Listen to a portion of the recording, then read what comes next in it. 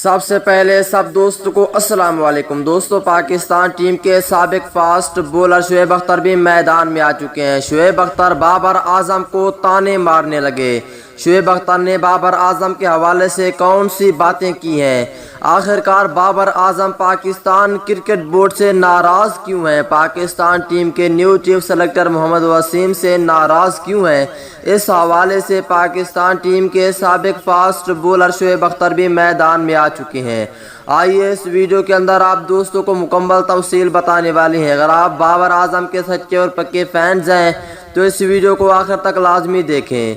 इस वीडियो को जानने के बाद आप दोस्तों नीचे कमेंट सेक्शन में लाजमी बताना है कि शुएब अख्तर ने जो बातें की हैं वो होनी चाहिए या नहीं होनी चाहिए। दोस्तों, इससे पहले इस वीडियो को लाइक करें, चैनल को सब्सक्राइब करें, बेल आइकन दबाकर ऑल पर लाजमी क्लिक कर देना है।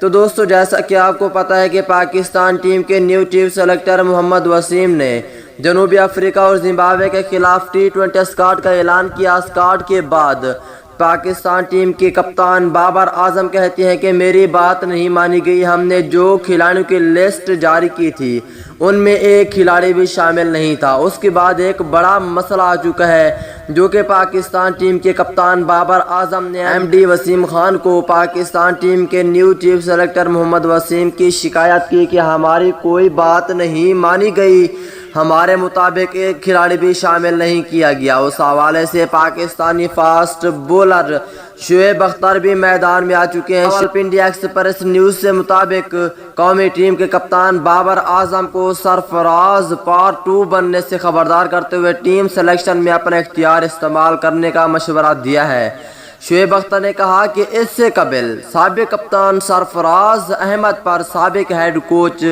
निखियार विकेट कीपर की कप्तानी के दौरान सिलेक्शन अमल पर गलबा हासिल करने पर तनकीद की गई थी। PTV सपोर्ट के मुताबिक PTV सपोर्ट पर गुफ्तगू करते हुए शुएब अख्तर का कहना था कि सुनने में आ रहा है कि बाबर आजम पाकिस्तान क्रिकेट बोर्ड को टेलीफोन करके ये कह रहे हैं कि स्क्वाड सिलेक्शन के हवाले से उनकी तजवीज़ को नज़रअंदाज कर दिया गया है। अगर बाबर आजम को इस अमल से बहुत तकलीफ होती है तो वो ब्रांड बनना चाहता है तो उसे अभी मुस्तफ़ा होना चाहिए और पैगाम देना चाहिए कि इसकी कप्तानी में ऐसा नहीं हो सकता। अगर वो ऐसा नहीं करते तो सरफराज पार्ट 2 बन जाएंगे। उन्होंने कहा कि कप्तानी छोड़ देनी चाहिए, अगर उनकी बात नहीं मानी जा रही तो उसको कप्तानी छोड़नी चाहिए। आप इस हवाले से क्या कहेंगे? नीचे कमेंट सेक्शन में लाजमी बताएं।